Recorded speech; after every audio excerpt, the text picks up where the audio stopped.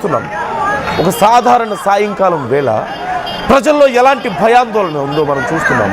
ప్రాణాలు గుప్పెట్లో పెట్టుకొని అక్కడి నుంచి పరుగులు తీస్తున్నారు. ఏం జరిగిందో తెలియక ఎక్కడ మళ్ళీ తమ ప్రాణాలకు ముప్పు వస్తుందో అంటూ పరుగులు తీస్తున్నారు. అక్కడ ఉన్న వాళ్ళందరూ కూడా వాళ్ళ ముఖాల్లో ఒకసారి మీరు చూడొచ్చు, కంగారు, భయం, ఒక రకమైనటువంటి ప్రాణ భయం మనకు కనిపిస్తుంది.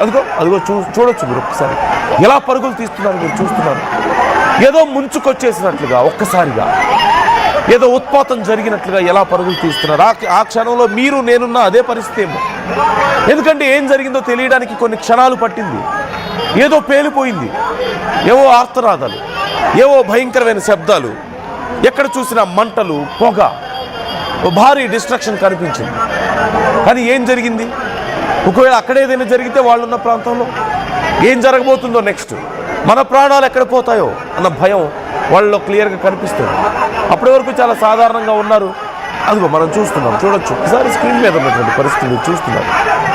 ఎంత భయంతో పరుగులు చూసారా? చూడండి ఎలా ఉందో పరిస్థితి. అక్కడ ఎంత భయాందోళనకు గురయ్యారో మీరు చూసారు. చిన్నపిల్లలు ఉన్నారు, పెద్దవాళ్ళు ఉన్నారు, మహిళలు ఉన్నారు. చూడండి అక్కడ మహిళని జాగ్రత్తగా అలా పట్టుకొని తీసుకువెళ్తున్నారు. చిన్నపిల్లల్ని దగ్గరికి తీసుకుంటున్నారు. ఏం కాదు అని చెప్పేసి వాళ్ళకి నచ్చజెప్పే ప్రయత్నం చేస్తున్నారు. మహిళలు సైతం అక్కడి నుంచి పరుగులు పెడుతున్నారు. ఇక్కడ ఉంటే ఏం జరుగుతుందో, ఏమైపోతుందో అని పరుగులు పెడుతున్నటువంటి పరిస్థితి కనిపిస్తుంది. ఆ ప్రాంతంలో ఉన్న ఒక సీసీ కెమెరాలో రికార్డ్ అయినటువంటి విజువల్స్ నేను మీకు చూపిస్తున్నాను. This is the condition. And ఒక్కసారి నిన్న ఆ బ్లాస్ట్ జరిగిన తర్వాత అక్కడ ఉన్న పరిస్థితులు కూడా నేను మీకు చూపిస్తాను ఒకసారి.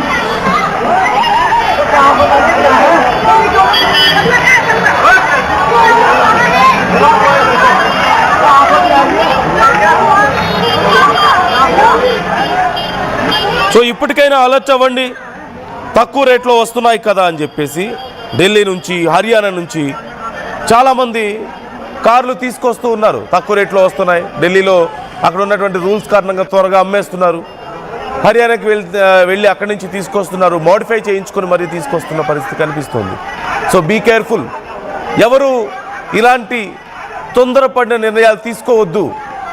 ఇష్టం వచ్చినట్లుగా తక్కువ రేట్లకు వస్తున్నాయని ప్రాపర్ క్లారిటీ లేకుండా అక్కడ, అంటే అది ఎవరి దగ్గర నుంచి కొంటున్నాం, వాళ్ళకి అది ఎక్కడి నుంచి వచ్చింది, వాళ్ళ పేరు మీద ఉందా లేదా, ఇందులో పార్ట్స్ అన్నీ కరెక్ట్గా ఉన్నాయా లేదా అనేది చూసుకోకుండా కేవలం డబ్బు కోసం ఆశపడి కొనుక్కోవద్దు. తక్కువ రేటుకు వస్తున్నాయి కదా అని. ఏం జరుగుతుందో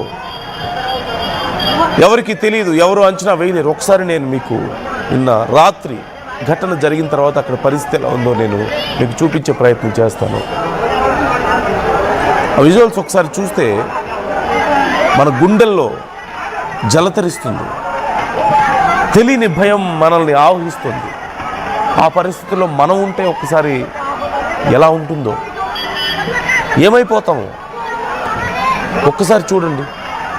బంధువుల్ని, కుటుంబ సభ్యుల్ని కోల్పోయిన వాళ్ళ పరిస్థితి ఎలా ఉంటుందో. ఇదంతా ఒక ఎత్తు అయితే, ఇప్పుడు దేశంలో మరొక ఘటన ఎక్కడ జరుగుతుందో తెలియని పరిస్థితి, ఏం జరుగుతుందో తెలియని పరిస్థితి. ప్రభుత్వం ఏం చేయబోతుంది, ఇప్పుడు కేంద్రం ఏం చేయబోతుంది, ఇండియా ఏం చేయబోతుంది, ఏ చిన్న ఉగ్రవాద కదలిక కనపడినా, ఏ చిన్న ఉగ్రవాద చర్య చేసినా, భారతీయుల ప్రాణాలకు ఏ చిన్న నష్టం చేసినా మిమ్మల్ని అంతం చేస్తామంటూ భారత్ పాకిస్తాన్ని హెచ్చరించింది. గ్రాఫ్లో మీ దేశం లేకుండా చేస్తామంటూ హెచ్చరించింది. మ్యాప్లో మీరు కనిపించరు అంటూ హెచ్చరించింది. పాకిస్తాన్ కనిపించదని. ఇప్పుడు భారత్ ఏం చేయబోతుంది? మరొకసారి ఆపరేషన్ సింధూర్ మొదలవబోతుందా? ఈసారి ఎక్కడ ఆపారో అక్కడి నుంచి మొదలుపెట్టి ఇక పూర్తి చేయబోతున్నారా? ఒకసారి ఇదిగో మీరు రాత్రి జరిగినటువంటి పరిస్థితిని మీరు ఒకసారి చూస్తున్నారు. ఢిల్లీ పేలుళ్లకు సంబంధించి సీసీ ఫోటేజ్ రిలీజ్ అయినట్లుగా తెలుస్తోంది. ఇప్పటికే ఉగ్ర దాడిగా పోలీసులు అనుమానించి ఆ కోణంలో విచారణ చేస్తున్నారు. ఎర్రకోట వద్ద మెట్రో స్టేషన్ వద్ద ఈ ఘటన చోటు చేసుకుంది. గేట్ నెంబర్ 1 వద్ద ఇప్పటికే మృతుల సంఖ్య 13కి పెరిగినట్లుగా తెలుస్తోంది. మరొక 20 మందికి తీవ్ర గాయాలయ్యాయి. మృతుల సంఖ్య మరింత పెరిగే అవకాశం ఉందంటూ తెలుస్తోంది. కేంద్ర హోంమంత్రి ఆ ఘటనా స్థలాన్ని ఇప్పటికే పరిశీలించి వెళ్లారు. ఎప్పటికప్పుడు ఎన్ఐఏ అధికారులతో మాట్లాడుతున్నారు. మరోవైపు దేశవ్యాప్తంగా హై అలర్ట్ మనం చూస్తున్నాం. హైదరాబాద్, ఢిల్లీ, చెన్నై, యూపీ, హర్యానా వెస్ట్ బెంగాల్ ప్రాంతాల్లో ఎక్కడ చూసినా సరే స్నిఫర్ డాగ్స్తో బలగాలు తమ సెర్చ్ ఆపరేషన్స్ కొనసాగిస్తున్నాయి. ఏ చిన్న అనుమానం ఉన్నా వెహికల్స్ అన్ని ఆపుతున్నారు.